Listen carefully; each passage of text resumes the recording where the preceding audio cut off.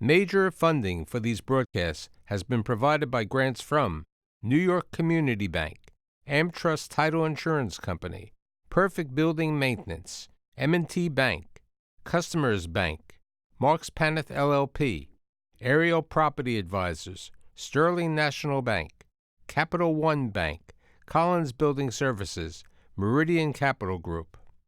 Additional support has been provided by grants from AVR Realty Company, Amerant Bank, Bank of America Merrill Lynch, B6 Real Estate Advisors, Briarwood Organization, Chase Commercial Term Lending, Chase Commercial Mortgage, Citizens Bank, CPEX Real Estate Services, Douglaston Development Levine Builders, Flushing Bank, Friedman LLP, Handler Properties LLC, Handler Real Estate, Hodges Ward Elliott INC, Investors Bank, James D. Kuhn Real Estate Center at Syracuse University, Kilroy Architectural Windows, New York's Window Company, Matone Group, New Banks, Newmark Knight Frank, Optimum Window Manufacturing Corp., People's United Bank, Rockefeller Group, Rosewood Realty Services, SJP Properties, Stonehenge NYC, TD Bank, Terra CRG, the Merengoff Family Foundation, and these friends.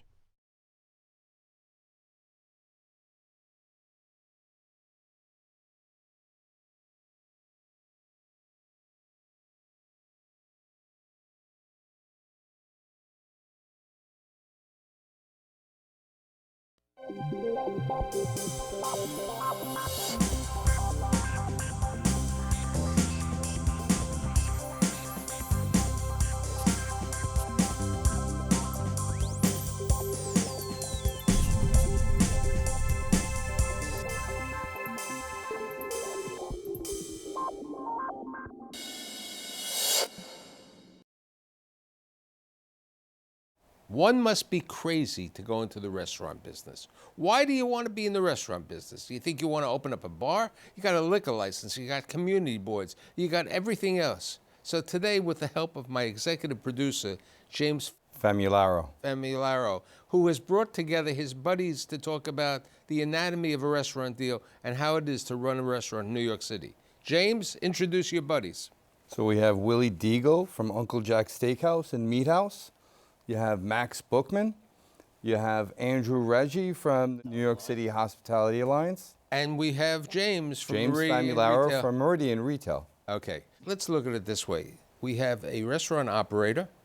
We have the guy who finds a space, negotiates a space, and puts the tenant in. We have the very important person, the lawyer who's taking care of the liquor license, because as Willie will tell you, you can make money on the food, but you're really making money on the liquor over there. Need the liquor license. Okay, and then you have basically the individual, the lobbyist, the association looking out for the people in the restaurant business. So Willie, would you open up a restaurant today? I mean, in New York City and in this state? New York City. No. No. I wouldn't right now. Why? I just don't like the environment. It's not positive. There's not much. I don't care what you do and how hard you work. There's very little profit left over. So there's a lot of other opportunity out of state for great operators who have a great brand. Do you need a brand here? Yes, I have a brand here. I've built a legacy. If you didn't, then you definitely have to open and succeed here to try and grow anywhere else. But today, to make the same time as money, freedom's priceless. So if I can make more money growing in other states for doing the exact same thing, wouldn't you do it? No question. What are the restaurants that are coming here, and who are the owners or the operators or the type of people who are signing leases? Mostly quick serve restaurants, fast casual concepts. There are some fine dining concepts that want to expand, but as Willie will tell you, the cost, the rent, the overhead, the labor has just gone out of control. So it's so hard to turn a profit. And as Max will tell you, the community board process and liquor license process is incredibly difficult in this environment. Andrew, let's talk about the labor situation today with the minimum wage, which Willie has enhanced over there, that you have over there, and the tip credit. So rent's obviously high, but when you talk with restaurateurs, the main concern is labor. Just over the past 6 years, we've had 6 consecutive annual minimum wage increases. We've seen a doubling in the tip wage. We've seen the increase for the exempt salary requirements, paid sick leave. The list goes on and on. So a lot of restaurateurs are pushing 40% labor costs as a percentage of gross sales. So it's unsustainable. And when you talk with people, especially like Willie, that have been in the business for a long time, you know, it was always a tough industry. Nights, weekends, holidays, you're on your feet. But it was fun. But what they're saying these days is it's lost its fun. You turn around, you get sued for this, you get sued for that. And I know you got caught on it, a number of people with the REOC. Explain this organization who goes out and basically tries to triumph the labor force, but they're really hurting the restaurant business.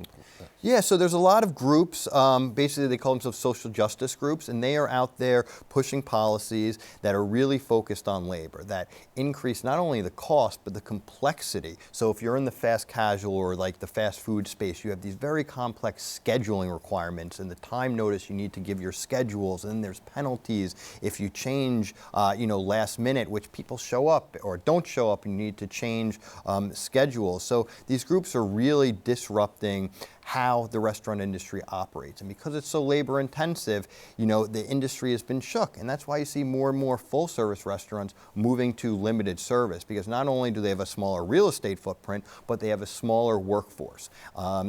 If some people have a big problem with it. Look, the fast casual restaurants are great, but there's nothing like that, hospitality, that experience of a full service restaurant. Plus, in full service restaurants where people are earning tips, they're earning $20, $30, $40, sometimes $50 an hour. Whereas in the more limited service restaurants, those types of jobs are not available. Plus, these progressive labor policies, while always well-intentioned, do have consequences, and they're not free. And I think we're starting to see more and more of that with more fast casual, with higher menu prices. But there is some sort of bottom line, though. There's only so much you could raise the price of a hamburger to pass these costs down before people start saying, well, I'm not going to eat that. Mike, let me bring up a great point to you. I tried opening my restaurant in Astoria, Queens. 3 years ago, I signed the lease. It took me 2 years to get approvals from the Department of Buildings to have the Willie vision come to life. I'm employing 60 to 70 full-time people in Astoria, Queens, 300 totally in New York City boroughs. The process was a nightmare. The amount of people I had to hire just to build a restaurant. I needed a consulting firm. I needed 6 to 7 different agencies to help me push through the process. So not just a lawyer working on my lease and liquor license, from engineers, from architects, from expediters, from energy conservative people, from the light bulbs. Okay. Yeah. So here's the question, and it relates specifically to you on Astoria. Okay, when certain companies relocate to the boroughs, there are the REIT benefits, okay? Are the REIT benefits available in the restaurant business? No. Not in any area you would actually put a restaurant. So I looked into all these benefits and I said, I employ people, I never get anything. Of the numerous listings that you have today, what percentage are restaurant leases and what percentage are regular retail leases? I would say about 75% are restaurant leases. Mike, today, if you're a really good restaurateur and operator, you're really transcending to the power era, I believe. I'm a rare breed. He's a niche. This is what he does. He's an expert. I'm an expert. The way people go out today, retail's dying, right? The economy's moving online in a phone.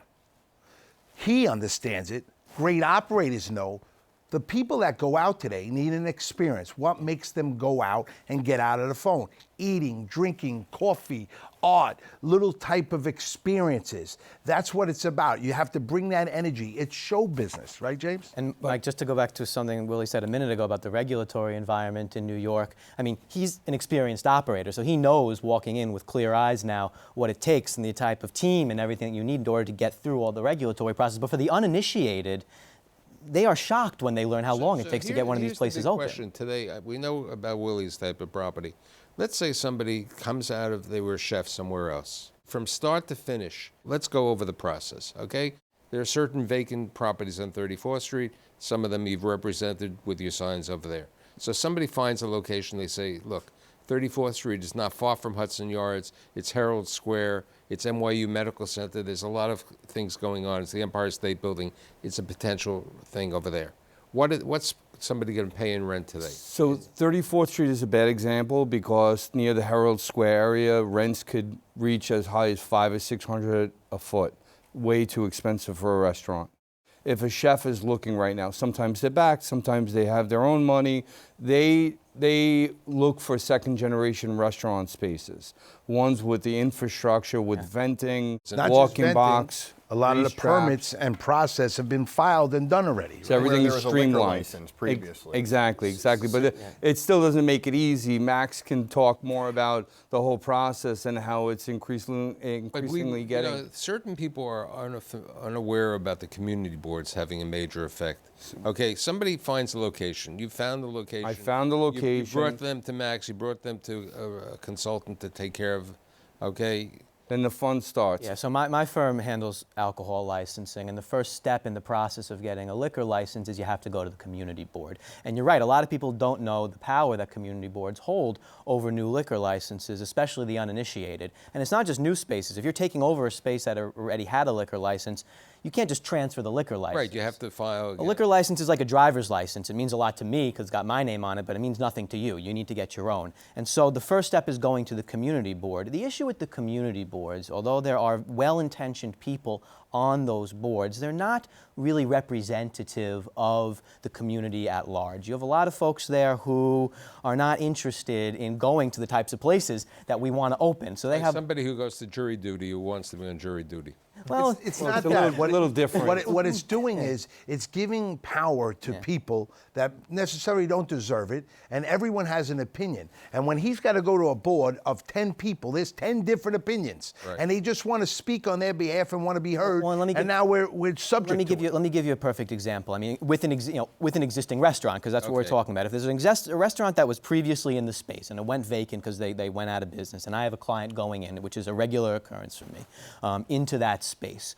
The first consideration we have is how does your concept compare to what was previously there? Because if you want to do something with later hours, that's a little more drink focused, maybe God forbid you have music or dancing at the place that the previous place didn't have, well then it injects a great deal of uncertainty into the process as to whether the community board is going to approve that stuff. So it winds up feeling like the tail wagging the dog because, when you open a restaurant, obviously food is your major thought, but you need the alcohol license, and once you get into this process of alcohol licensing, everything's on the table. Here's a big question.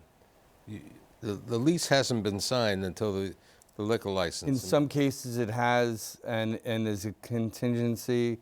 Some cases they wait for the approval and then they sign. So Because if I'm a owner, I'd like the lease to be signed. Oh, they always want the lease to be Okay, signed, if I'm an operator, okay, if I'm living at somebody's making a decision based on a variety of circumstances, somebody's missing at the community board, it's a summer, they don't have a community board meeting, it's taking a little while longer. It's a great point, and because of that amount of uncertainty, we have sometimes some fairly specific contingencies in leases that say, if the community board doesn't approve me for a Mexican restaurant closing no earlier than 3 a.m. 7 days a week with music, whatever the case may be, then I get to walk. And sometimes landlords, they don't want that because they want it signed, but that's part of the negotiation. What's the association going to be doing for the restaurant owner in that case? Well, I mean, we work and we help advise restaurateurs on what to do. I mean, I think one of the biggest problems is that you have operators that may not be experienced. So if you want to open up your first restaurant, it's the number one business.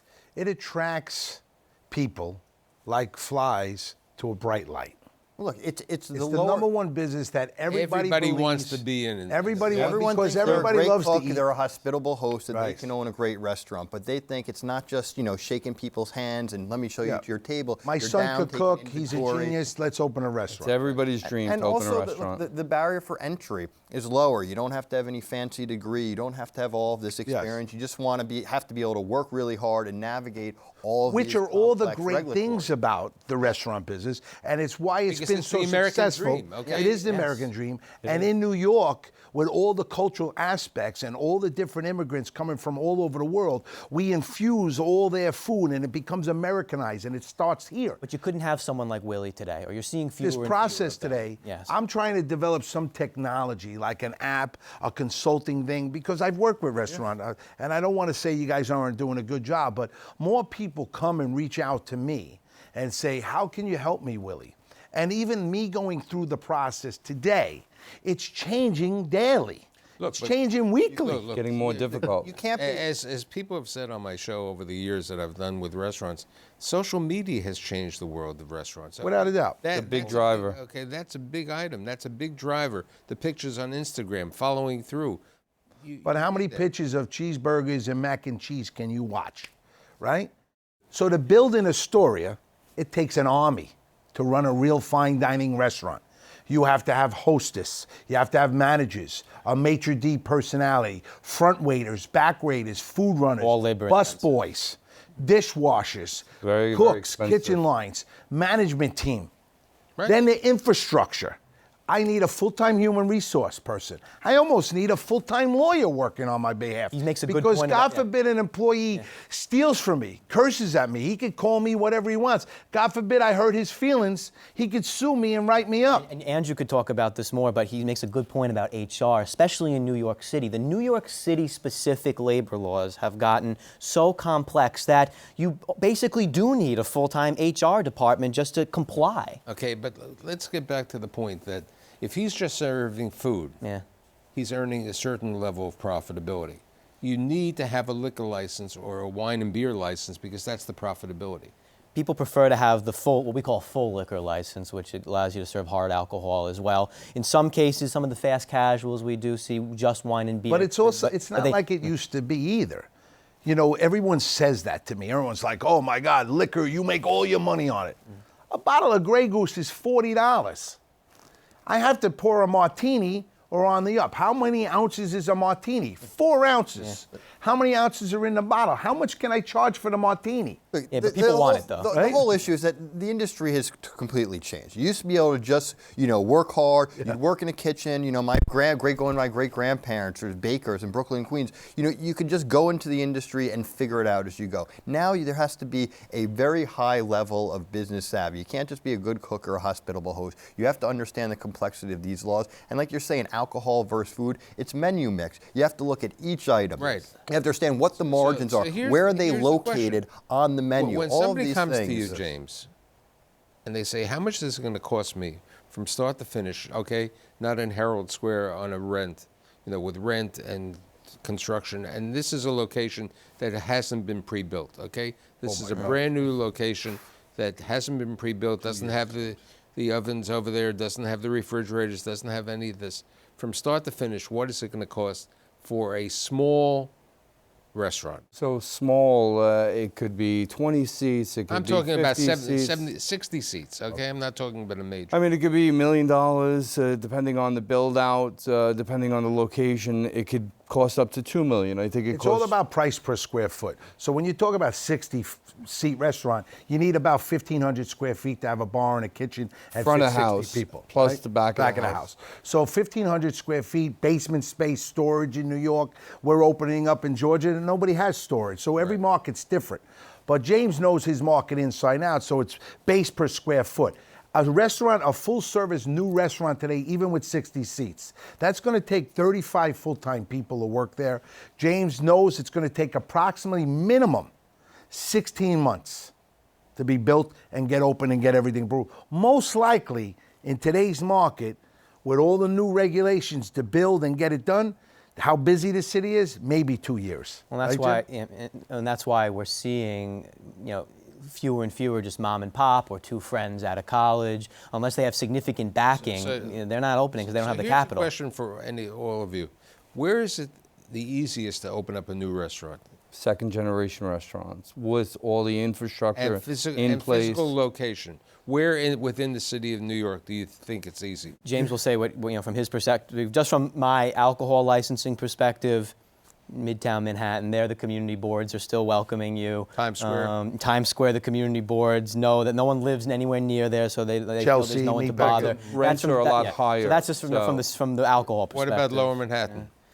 That's a particular community board that after 9/11 was very welcoming to new alcohol licenses. They really wanted to rehabilitate that area.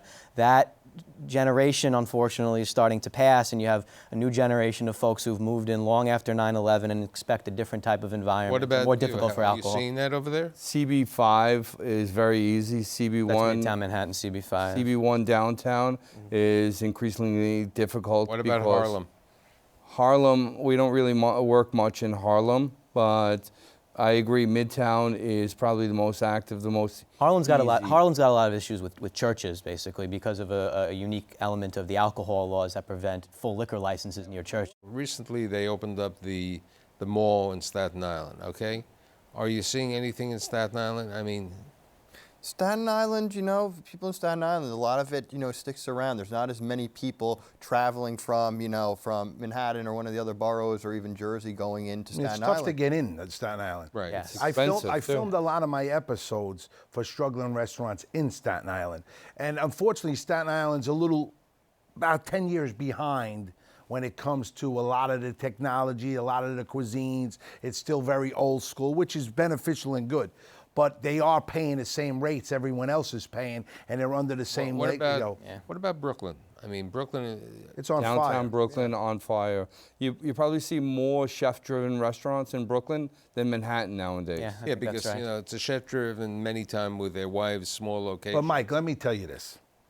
Restaurateurs, people in the hospitality industry, are the people who create the environment and go into these neighborhoods, and we've always gone into the neighborhoods with the cheapest rent, and we feed people and bring them there.